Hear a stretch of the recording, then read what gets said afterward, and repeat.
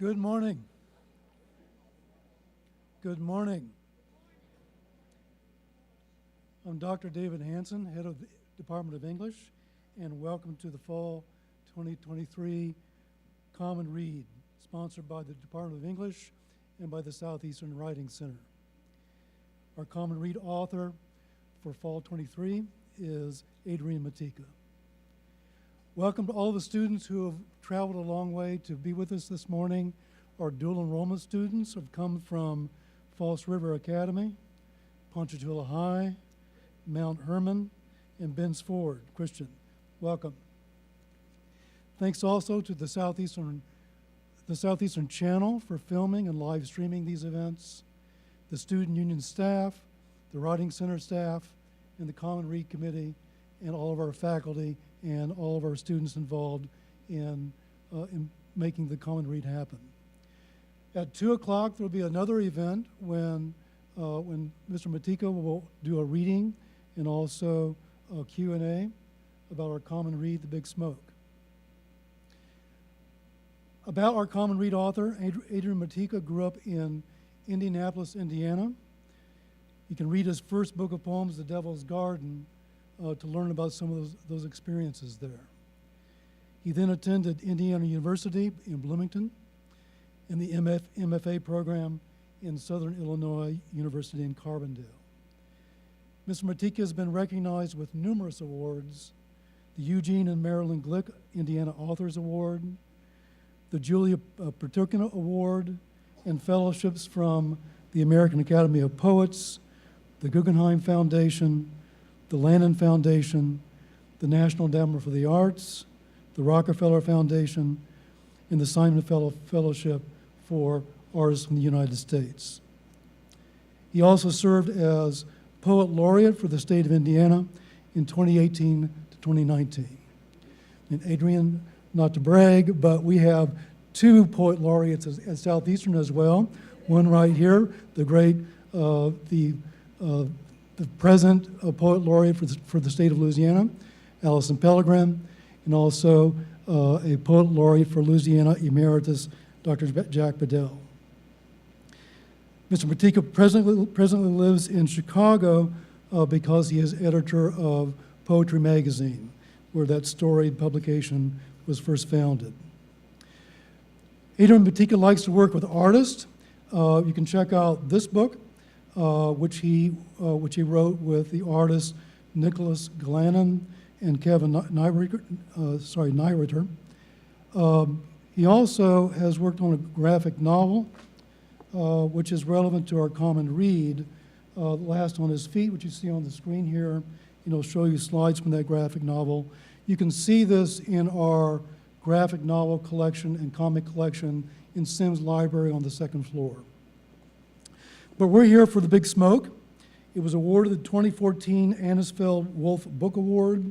It was a finalist for the Hurston Wright Legacy Award, a finalist for the National Book Award, and a finalist for the Pulitzer Prize. We know that some of you are waiting for copies for The Big Smoke. I just checked with the bookstore. We should have another shipment coming in very, very soon, and hopefully everybody can have a copy. A few details about the event this morning. There are sign-up sheets after the event in the lobby.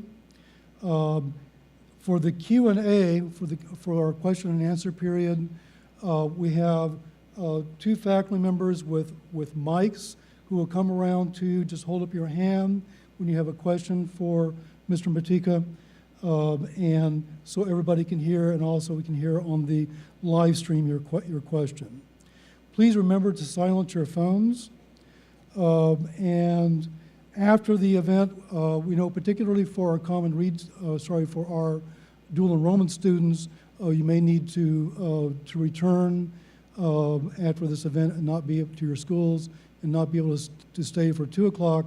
But Mr. Matejka will be happy to do a signing if you have books, and selfies, and anything else that you want to do to document the event. So, please welcome Adrian Matejka.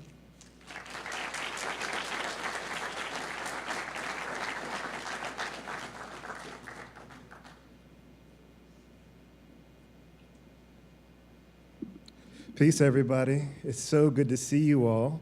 I apologize in advance. I was losing my voice a little bit, but I hope that this sounds sufficient and you can hear me if I talk at that level.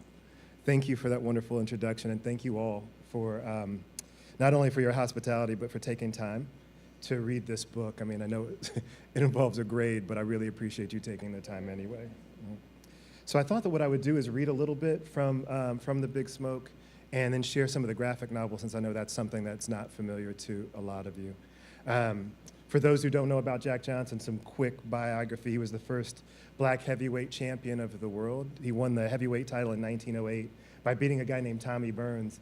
And you'll see this in the slides a little bit, but he was an enormous human being and a really brilliant athlete at a time when to be a heavyweight, you needed to be 175 pounds or more. And Jack Johnson was 6'2" and 240. So when he fought like 175-pound heavyweights, it looked like it. And he was a force of nature in that way. His parents were enslaved, so he was the first generation after emancipation. And he quit school in 3rd grade so he could go make his fortune like people did back then. He taught himself how to speak Italian. His favorite author was Shakespeare. He learned how to play classical music on the viol. He wanted to be what they imagined to be a gentleman at the turn of the century. At the same time, you know, that wasn't an opportunity afforded to black people.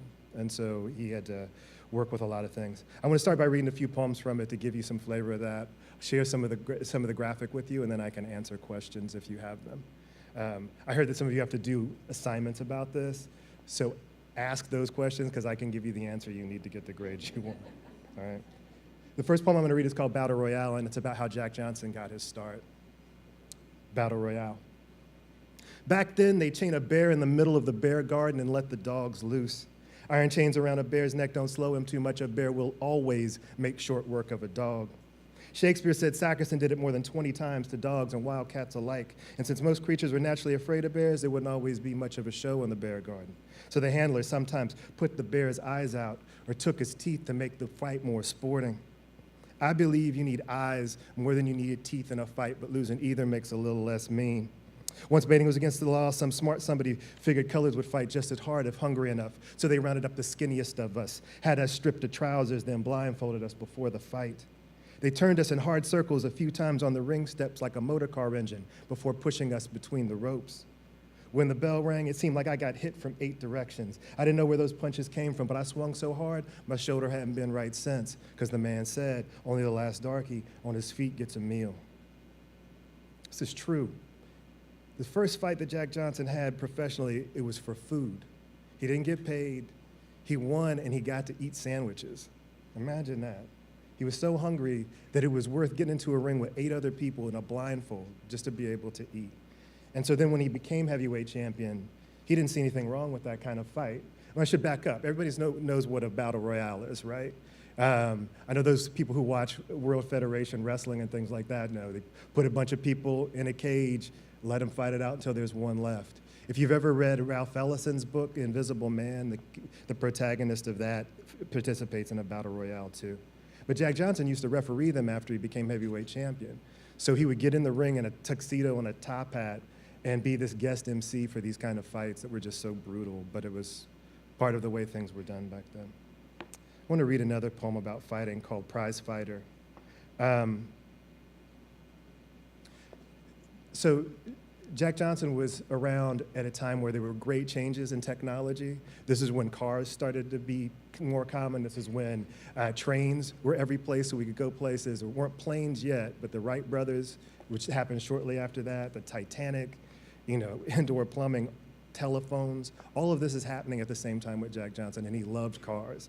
And so he had he still has a patent on a wrench to fix a kind of car called a Thomas Flyer that doesn't exist anymore. But he loved them so much that he figured out how to fix the cars, right? So this is called Prize Fighter. I love horses because they will outrun the fastest man. They are majestic, as stately as a Saturday woman before a party. Horses smell like what it means to be fast. Sweat and gravel kicked up on early morning runs, the in and out of breath like gravel in tired lungs. I groomed and raced horses from Texas to Philadelphia till one broke my leg bone with a back kick. Thanks to that break, I can't ride anymore. But even if I could, we got these automobiles now, and they can carry us a mile a minute. I'm buying the fastest one I can find once I get my money together. I'm like an automobile in the ring. My fists work like cranked up engines. I've got the kind of elasticity other fighters dream about when I put them to sleep on the canvas. When I clinch a man, it's like being swaddled in forgiveness. When I hook a man, it's like being hit by frustration. I can't tell if these horses are happy or confounded by this new means of locomotion, but I can say with certainty, my prize-fighting cohorts are decidedly dissatisfied by my presence. That last bit, decidedly dissatisfied by my presence, is a direct quote. Like, there are a bunch of direct quotes in this book, and it mattered to me because the way that I'd find his voice rendered in newspapers wasn't like what he sounded in the recordings I found, and it wasn't like the writing I saw. They made him sound like a minstrel character, if y'all know what minstrels are. They made him sound like he wasn't smart in the newspaper, but in fact, he was a really intelligent human being. I'm gonna just read two more poems. I wanna read a poem that is, now that I've said all of that, the entire thing is a direct quote, and it's called Sporting Life. So back then at this time we're talking about the lifestyle around boxing and around sports, and around, it was a bunch of gamblers, it was like a lot of carousing and drinking and that kind of thing. And the women who were involved were called sporting women, the men were called sports, and the lifestyle was called the sporting life. Sporting life, and this is a direct quote, everything except for I changed one word. People are always talking about if and suppose, like those words are worth more than money, more than the crease on a silk stocking, more than the crease a silk stocking makes on a woman's thigh, more than the grumble of a Thomas Flyer engine. So I take the sides of my pleasure, two small words, and nobody can explain them. We get in this world what we're gonna get. After all, one man can roll out of bed and be killed while another man falls from a scaffold and lives. A man can get a bullet in his brain and keep his life while some other poor sap dies from a shot in the leg. It's all luck and perspective. Pleasure is both to me. That whole thing was just something Jack Johnson said. And they're gonna try to act like this man isn't smart. I think actually I'm gonna save poems for later and share some of this with you instead. So when I was working on this book, it took me 8 years to write this book, from when I started researching it to when it finally came out in the world. And I knew pretty early on it was gonna be 2 books, but I didn't wanna write 2 books of poems. And I'm a comic book geek. I love graphic novels. I love that kind of stuff. So I decided to try to write one. And how hard could it be, right? I mean, I've been reading them my entire life. It must be easy, which is like the kind of dumb thing that a lot of people think until they try to do it. It was really hard. It took us 6 years from the time I wrote the script to having it illustrated to fixing it and it finally being out in the world. And so it just finally came out this February. It's a different book from The Big Smoke, but there are 2 poems from The Big Smoke that are in the graphic novel. So they're 2 different things entirely. They touch on his life in different ways. I just want to share part of the beginning with you so you get a sense of what it's like. There is a lot of language in this graphic novel, a lot of negative, pejoratives about black people being yelled at Jack Johnson. The way that they talk about black people in the dialogue is really horrible. So all I'm going to do is read the overtext that's Jack Johnson talking, but I'll stall so that you can read the dialogue if you want. I just don't want to put that kind of language out into the world in any other way than this, okay? But understand that this is like basically a book of nonfiction. This is how people treated him, and this is what he dealt with while he was in the world. So I'll give you a little bit of that, and then we can answer some questions. Last on his feet. The graphic novel artist named Yusef Dowdy. If anybody here is interested in jazz music, he did a graphic novel about the great Thelonious Monk, too. Those are the only things he's done in English. He lives in Paris. Men have been locked in combat since there was before money in it.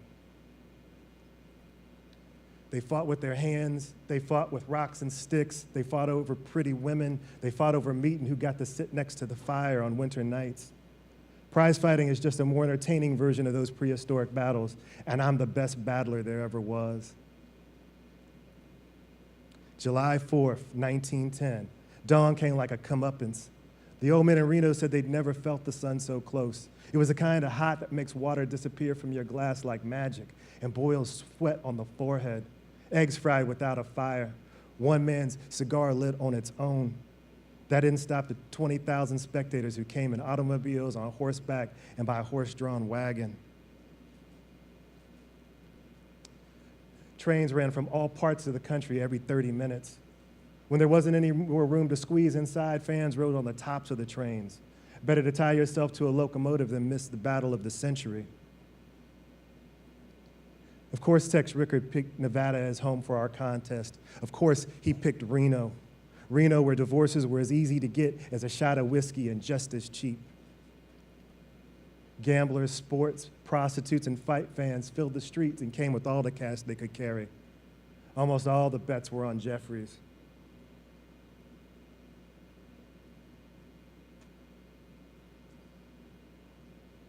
The pickpockets and petty thieves were open for business.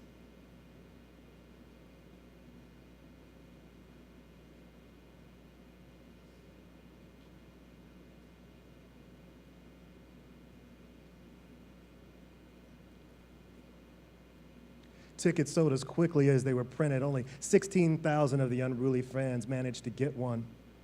What's that? All these saps betting against me. What's that saying about a fool and his money? The day got hotter every minute as the sun crested the bright desert, but the sports showed up in their gambling suits anyway. The sawmills and carpenters worked through the heat of the day and by torchlight at night to build the stadium in less than 3 weeks. The whole place smelled like dust, sweat, and the new pine used to make the bleachers. You could hear the hammers and saws still working until the spectators lined up, but they got it ready. I am ready. I've been ready for this since the day I left Galveston to make my fortune. I'm going to stop there because it keeps going on and you haven't read it. But I hope that you get the chance to see some more of it. I'll share everything on the slide at the 2 o'clock thing, but I know I'm supposed to be saving space for questions. So that's an introduction. Thank you for being patient while I frame that. And how would we like to proceed? I got it from here. All right.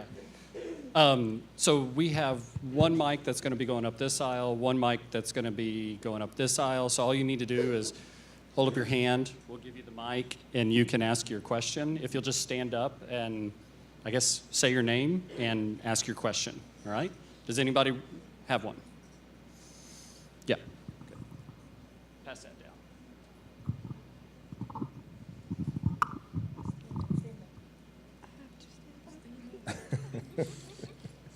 Hi, my name is Bailey Budd. Question is, what sparked your interest in writing about him?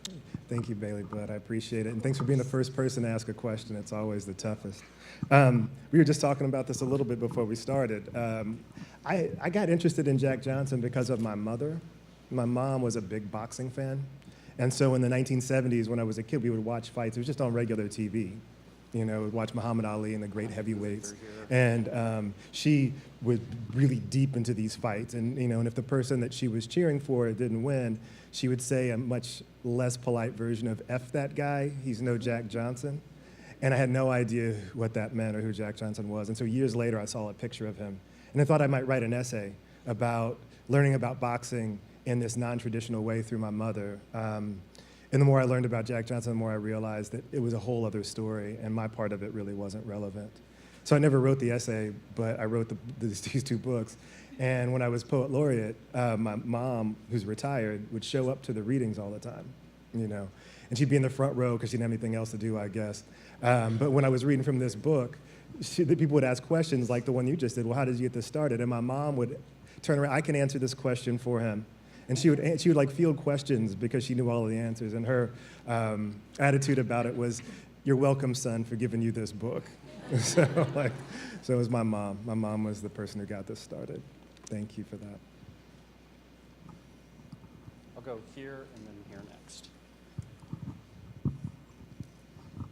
Hi, my name is Haley. What made you want to make the story about him in poetry? Thank you for asking that, Haley. Well, I'm primarily a poet, and so usually when I'm operating in the world, I'm thinking about things through that lens. But there's a great tradition, especially in Black poetics right now, of historical reclamation. They call it docu-poetics, when you think about something that's historical or factual and render it as poetry. And so Natasha Trethway wrote a book called Belloc's Ophelia that's set in New Orleans about the photographer Belloc, but also the women that he did, and it's all based on research and history. Tayamba just wrote a book called Leadbelly that's about the blues musician Leadbelly. So there's like a kind of a tradition of thinking about history and trying to reclaim it. Because especially, I can't speak for Leadbelly, but for Jack Johnson, the main version of his life that was out in the world was a thing called The Great White Hope. It was a play and a movie from the 1970s that everything about it was wrong. Like it was historically inaccurate, like they made him seem like this country bumpkin when he wasn't. And the play won a Pulitzer Prize. And the movie was this very salacious movie because it's like, a black man and he's got a white wife, and this is so crazy because it's 1974 or something when this comes out. Meanwhile, my dad is black and my mom is white. I'm like, that doesn't seem that crazy to me. But the movie was scandalous. So they took the most salacious parts of Jack Johnson's life, the stuff that was the most scandalous, and turned it into something that seems like a biography, but it's not. And so when I first did this and I first put the book out there, like, who wants to come back to Jack Johnson's story? We already had The Great White Hope out there. It's like, well, let's start with the fact that it's all wrong. Like, it's good, let's put a real version of it out. So everything in The Big Smoke happened exactly as it's described. So if something in the book happens in Crown Point, Indiana in 1910, that's when it happened and that's where it happened. I wanted to make sure all of it was as tight as it could be factually. I mean, it's not a book of nonfiction because it's poetry, but all the facts are right. And I wanted to honor his life and the people who lived lives that are in the book in a way that was not from my imagination, but from the historical record. Is that okay? Thanks for that question, Haley. Hello, I'm Aether Arcana. I wanted to know a little bit more about the process of working with a graphic novel artist in order to put that vision from a writer's perspective to an artist's perspective. There goes my cane. That's great, thank you. So if everybody couldn't hear that, the question was about collaborating with an artist and trying to create a graphic novel. And it was a lot of fun, and I learned quite a bit. And the basics of it is, if you ever want to write a graphic novel and you don't know how to draw, and I am a terrible, terrible illustrator. It's like stick figures on crayon, really. If you have to do that, then you basically have to learn how to write a movie script. So you write a movie script, and then you give it to an artist, and they illustrate the movie that you've presented to them. And in my case, I was working with Yusuf, and who studied film in Russia. It's just a random thing about him. And so he and I were going back and forth the whole time. I'd write something, I'd write a scene, and he'd come back and say, well, I really can't see this. Can you write it as a poem? Or, or I really can't see this. Can you write a short story? And so we went back and forth like that for 6 years. And it was really enlightening. That's the only project we're going to work on together because we had very different work styles. He's French, and if anybody's met anybody from France, they really are sometimes very stereotypical. Like, he'd show up to our meetings with a glass of wine and a cigarette and get ready to work that way, but he also wouldn't work on the weekends, and he wouldn't work at night. And so it took us 6 years apart because this man just was like wanting to work on business hours, but art doesn't work on business hours, And so it was great to learn from that and also to learn my own limitations. So the next time I'm just writing a script, I'm trying to finish it right now, and I'm going to hand it to the artist that we've picked out for it, and that's going to be it. It won't be the back and forth like I was doing for this book. Yeah, it's a lot of fun, though. It really was. Thanks for that. Hi, my name is Dwight Williams Jr., and this is out of curiosity. If you had to do this whole process again on a different athlete or person, who would you do it on and why? Oh, that's great, Dwight. Thank you for asking that. That's a good question. I would have loved to do something about Muhammad Ali, but there's a lot of writing about him already. And I'm just like, I'm a big fight fan. I like boxing, so I would have probably had to find another boxer to write about. But the thing is, I had so much fun researching this and learning. Like, I didn't realize I was so interested in history until I started engaging with it this way. And so I read, I used like 24 books to write this one book. I did so much research before I got into it, and it was really alluring. And so when I got finished with the book, my next thought was, okay, I want to write about astronomy. Who's an astronomer that I'd be interested in? And I could feel myself getting pulled back into this historical process and trying to write something like that. Problem is, this book and the graphic novel, that's 18 years of work. Like, I don't want to spend 18 years on one story again, so I decided I'm not going to do it ever again. because it was just really, it was too enjoyable. It hit all the same, like all the notes for me. I got to learn, I got to write poems, and I got to kind of immerse myself in a time that I wasn't familiar with. So I guess if I was going to do one, probably Muhammad Ali. Thank you for that. Hi, my name is Ellie, and I was wondering, like, who or what is, like, your biggest inspiration? Oh, thank you, Ellie. My biggest inspiration has nothing to do with poetry. I'm a huge music fan. I used to be a DJ, and I was in a band when I was in college, that kind of stuff. And so probably Miles Davis is my biggest inspiration, maybe Notorious B.I.G. Like, when I was a professor, I used to teach a class about rap music and poetry. And so I'd spend an entire semester, 2 rappers a day, you know, introducing my students to rap music from the 70s all the way up to now. And it was a lot of fun, right? But I think that there's so much poetry in rap music. I think that's probably where I draw most of my inspirations. My most recent book was called Somebody Else Sold the World, and every song, or every poem in it was in response to a song. I wrote it during COVID when we couldn't go anyplace. I got my DJ set back out, and every morning I just DJ these. We would have these brunch parties with my cats. This is embarrassing. I should probably I'm gonna just stop. But yeah, so I was DJing a lot during COVID, and that was an inspiration. Yeah, I know you've been trying to get.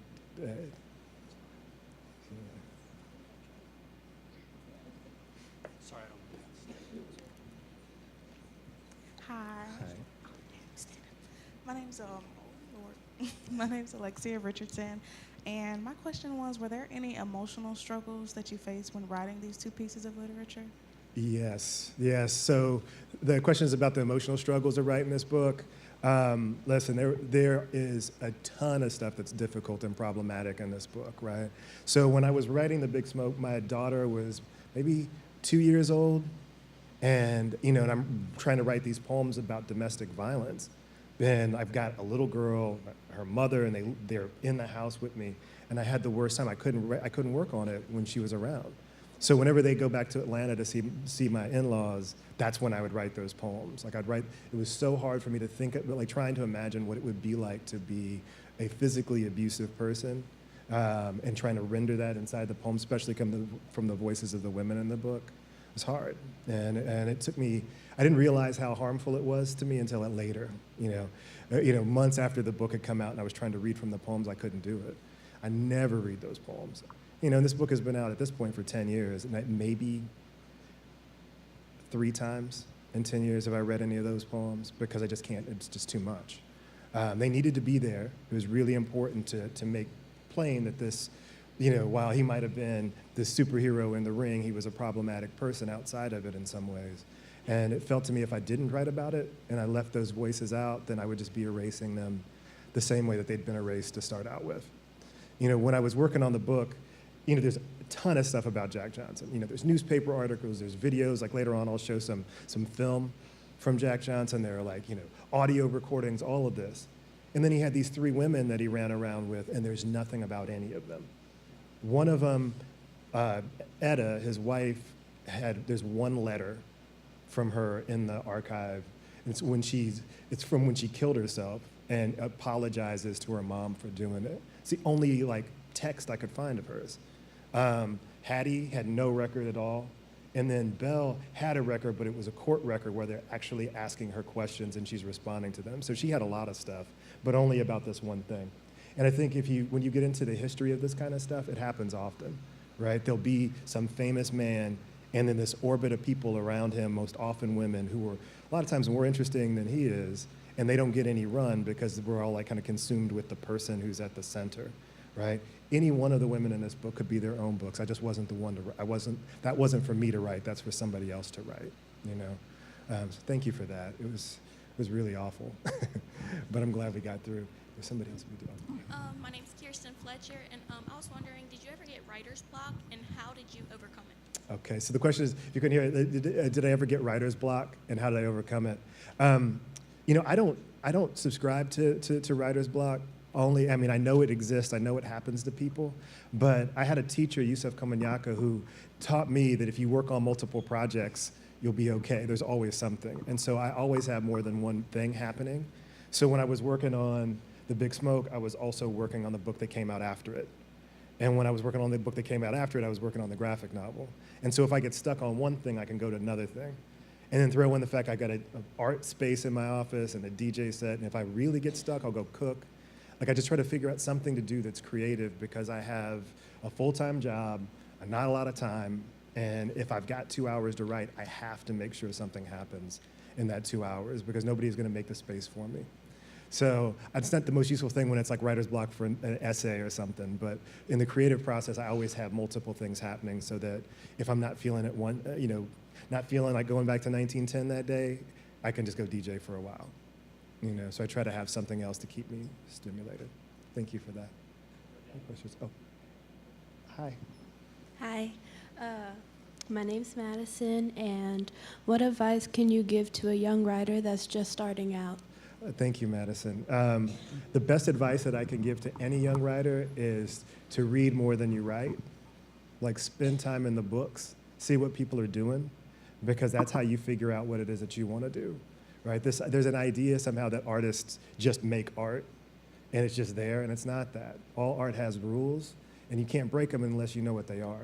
And so trying to figure out how to write involves reading constantly, and you have these great poets and great teachers here, ask them what they would suggest that you look into. I love Terrence Hayes. He's a phenomenal poet if you're looking for somebody to read. Ada Limon, the U.S. Poet Laureate, is another fantastic poet to read. Lucille Clifton is a great poet to check out. There's so many poets that you can just step into and read and enjoy, and it doesn't have to be, you don't have to know a lot about poetry to value the work that they're doing, So start with reading and then let that take you wherever you want to go. One of my favorite writing exercises is stealing somebody else's line and starting a poem with it. Do it all the time. Just take somebody's line, put it down, and act like it's mine, but then I get rid of it. But like, it's a great way, because then I get to engage with the other poets that I'm interested in and being in conversation with too. So read and read actively. It's a really good thing. Thank you. Oh, okay. Hi, my name's Aiden, and I would like to ask, do you have like a process for embodying another person in your writing? Thank you for asking that, Zayn. I don't know if I have a process as much as I have a kind of a practice how I approach the page. And I think, for me, writing of any kind, whether it's essays or poems or graphic novels, it's always in response to a question. Like, I'm only writing something because I'm curious about something else, right? And so every poem in The Big Smoke started with a question. Like, I was like, well, how did you start fighting Jack Johnson? And then I'd have Jack Johnson answer that question, but the question isn't in there. So for me to try to figure out how to write from the perspective of someone who's so very different from me, different time, different swag, all of it, required me just interviewing him and hoping that he would answer the questions. It comes back a little bit to the difficult stuff in the book. I wanted to write that out. Like, I wanted to write out of it. And so I would say, well, why do you do those kind of things? And have Jack Johnson respond. He's like, well, I'm sorry, I wouldn't do that now. But he would have never said that.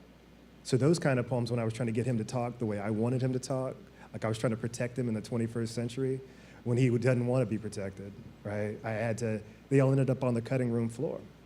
Anything that wasn't feeling like he was answering the question, but it was me trying to get to an answer I wanted, I cut all of that, because they just weren't good poems. So the curiosity is the first thing.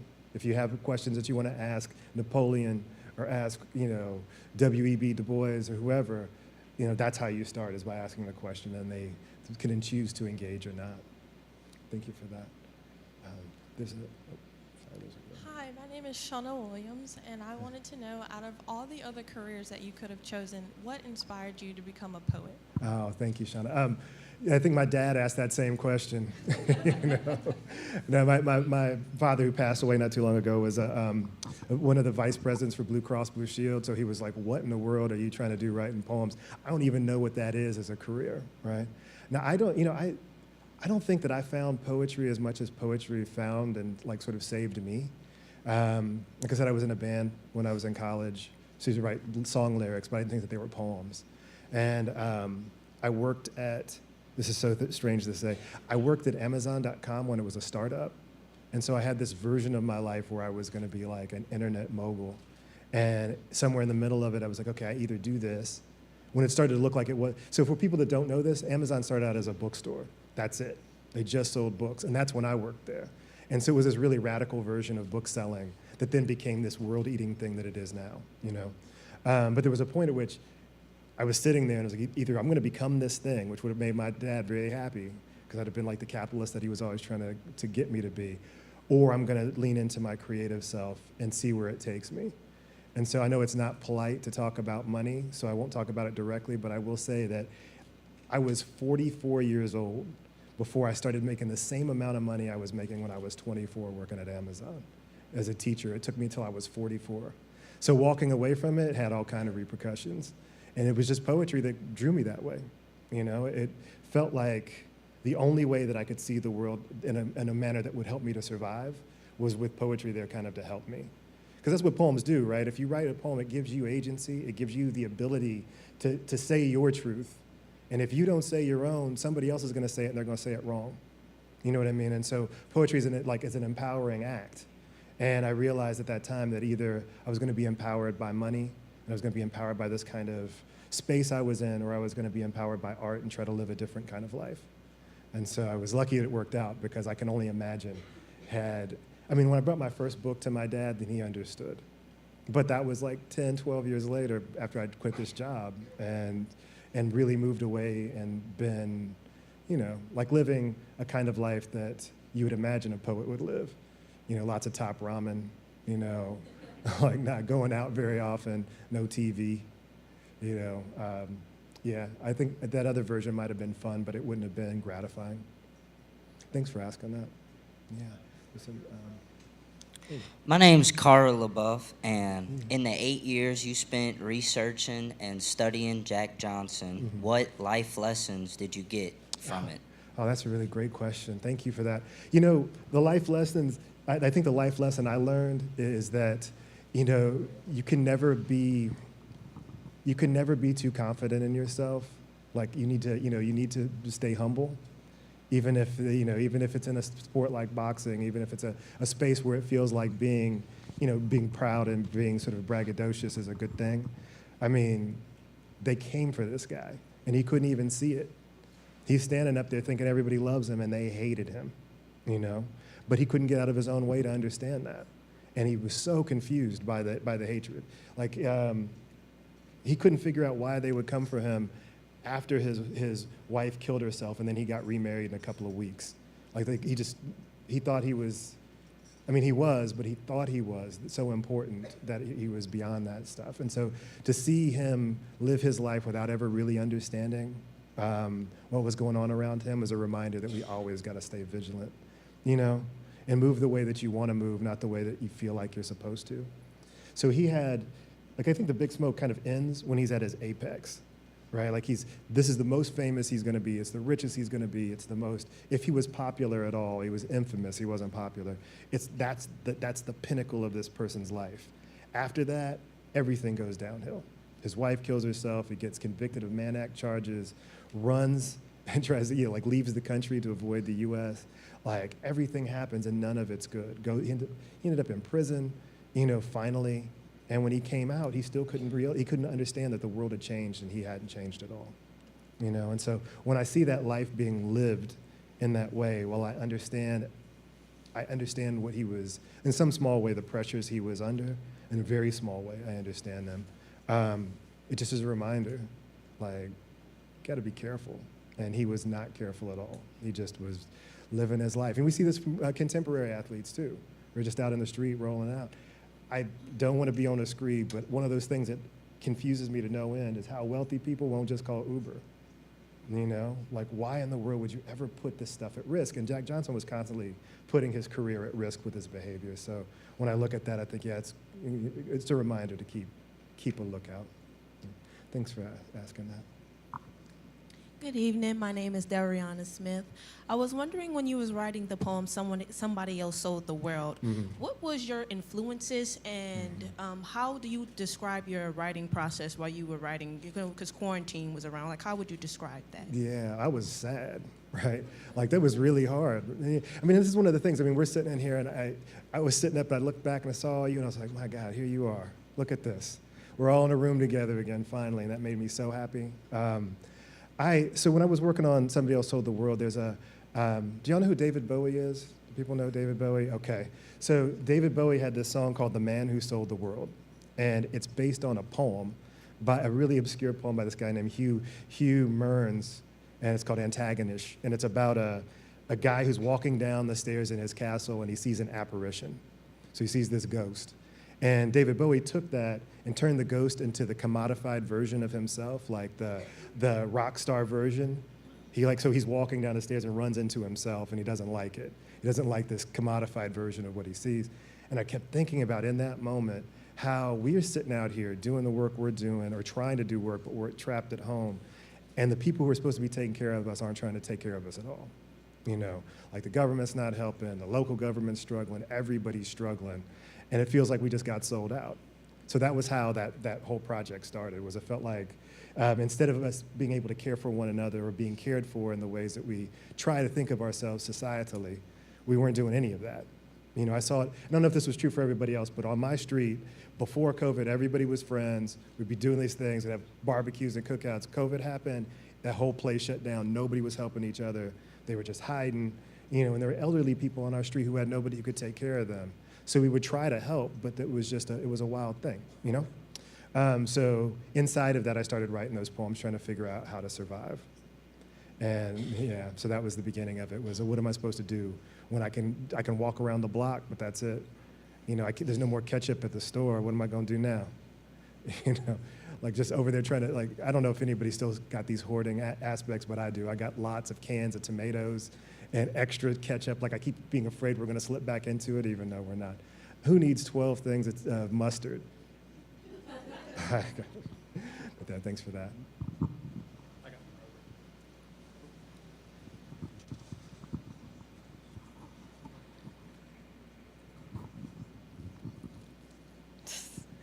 Hi, I'm Ray. I wanted to ask, out of all the poems in The Big Smoke, what is your favorite, and why is it your favorite? Oh, that's a really wonderful question. You know, I think my favorite poem is the last one because I knew I was done with the book. But if I'm like being serious, I was really proud of a few of the poems. The first poem I wrote from the project was the poem called Cannibalism. And it was inspired by, I was in the audience listening to a poet named Patricia Smith, and she wrote a book called Blood Dazzler that was about Hurricane Katrina. It's a complicated book, but she was reading from a poem that was based on newspaper reports.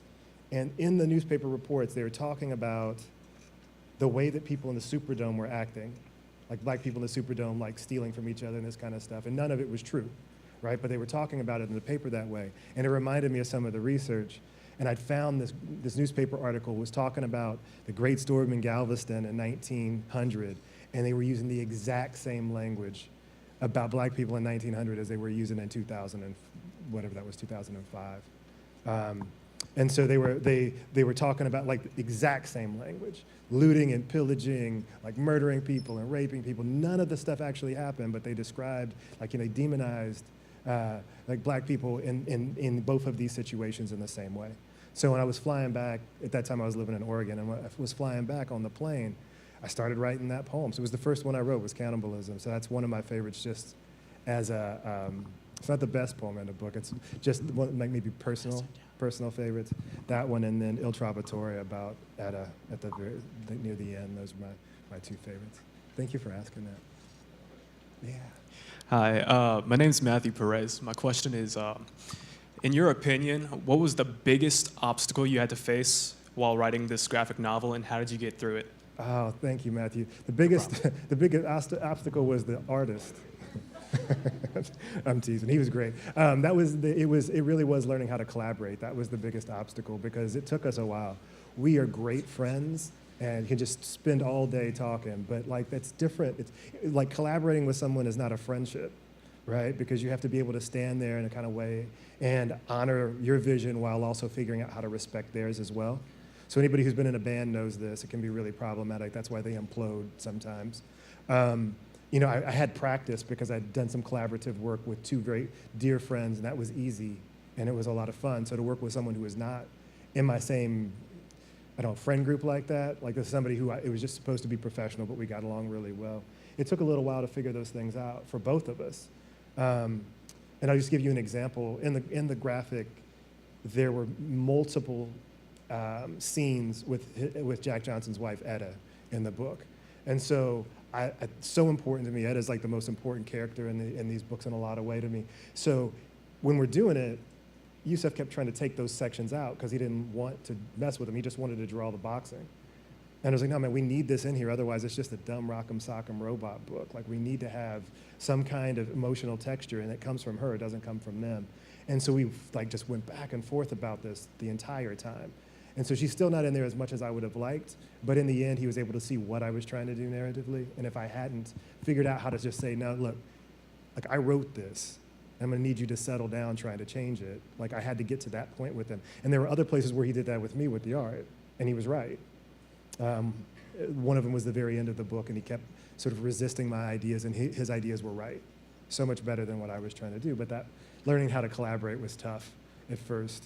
Even if he's listening, he knows he's my guy, and he would agree with all of what I'm saying right now, that it was not easy. Thank you, Matthew. So. Hello, my name is Daphne Hudson. I wanted to ask, how did you organize your time, specifically when you wrote the book, due to having a full-time job and all that? Yeah, time organization is a wild thing, right? Because for those of you who want to be writers, it feels like, especially when you're in school, that there's more time in the day than there actually is, you know? And one of the things I realized early was that nobody cared about my poems, nobody cared about my writing, nobody cared about any of it. And so I had to make room for it. So if I don't care about it enough to block things off, who's going to do that for me? And so time management just as a skill became essential. So I'd write on my lunch breaks, I'd write in the morning before I went, I'd skip the gym sometimes and write. Like, I had a whole, like, any place I could grab time while I was working on it. Plus I had a very young kid at the time. And so I'm always going to hang out with her first. And so the poems would take a backseat to that as well. It was just really looking at the day and realizing every minute of it needed to be used. Otherwise, I wasn't going to ever get it done, you know. Like, it's a hard skill to learn, though. It took me a long time to value all the moments, because I'd rather take a nap. You know, I really would rather do nothing. And to not allow myself those spaces to kind of daydream took a little while to get used to. Thank you for asking that. Hi, I'm Ashton Hill. Sorry, I'm standing up. Okay. Sorry. I was just curious on why you chose this specific artist for your graphic novel. Yeah. Thank you for the question. So to demystify this a little bit, I have an agent who I work with for my books. And she and I, when I was working on the graphic script, started looking for artists. And I knew, not a question, that it was going to be a black artist, like, for every reason. And so we interviewed, 8 Black American artists, and one of them was fantastic. His name's Sean Qualls. And I would have loved to have worked with Sean, but he had another project going, and it was going to take too long. And so the other artists we interviewed all wanted to make Jack Johnson look like a superhero, but he already looks like a superhero. We don't need that, kind of Marvel comic style of drawing. And so we were just kind of looking around, hoping for something to happen, and I saw Yusef's book about Thelonious Monk. And she's like, what about this guy? And I was like, well, let's talk to him. And it turned out that he wanted to do something about Jack Johnson before. So in France, they have a version of NPR. Everything's socialized there. They have a version of NPR where they put like a week-long project, like a radio show about a single person. So 2 hours a day for 5 days. And they'd done one of those about Jack Johnson, and he heard it and was like, I want to do a kid's book about him. So then we meet. He was already interested in it, already had the stylistic skill, and then we got along really well. So it was an easy thing to do. If you look, I guess this page probably isn't the best example. Like this ticket, for example, was a real we got a real ticket, and he made a copy of it. Some of the real headline. So we went through and we decided that he was so interested in the history that he was the right person visually, but he was the right person archivally, if that makes sense. He wanted to use the history itself inside of the book, and that was a great draw to me. So there's photographs and fight posters and film. There's all kind of stuff in this book as media that he just took and we either reproduced directly because we could get the rights, or he drew it so we could use it inside of the book. But there's a whole other side that replicates the research that we did to make it. And, and it doesn't, nobody else cares about that, but I do. And he was the right artist to be able to explore that with me. Yeah, it was good. The next project isn't like that, so he wouldn't be the right artist for it regardless of our, it's got too much rap music in it, and he doesn't know anything about rap music. We're going to do 2 more questions. Thank you. Hello, I'm Hi. Sydney. I'm Sydney, and I was wondering, were there ever times that you almost gave up in the years that you were making this? I don't think I ever gave up exactly, but I know there were times where I wasn't sure it was going to actually happen. But that was mostly because of COVID. The Big Smoke, that was done pretty quickly. It took me a long time, but I was to a place where I could see the end of it. So that was a little bit different. And my editor at Penguin told me they were going to take it and gave me 2 more years to finish it. So I had, that was a different process with the graphic novel. During COVID, trying to work via Zoom and missing deadlines and everything else like we were doing because we couldn't work, I was wondering if it would ever be out in the world. And so there was a great satisfaction in finally getting it. When that box showed up, I was so happy. And I also realized it's a hardback, it's heavy, so it wasn't what I was expecting. I'm so used to books like this, where it's just like a really easy and travelable one, and then this graphic is just, it doesn't even fit in my backpack, so it's a different thing. But I'm so glad it finally worked out. And I hope that we've done justice to his story, because that's the main thing. I've been talking about process and all that this whole time, but really, this whole thing is about Jack Johnson. It's about his story, it's about Etta, it's about Hattie, it's about Belle, it's about them. And I just happen to be lucky enough to be carrying it along for this time. Somebody else will pick it up later.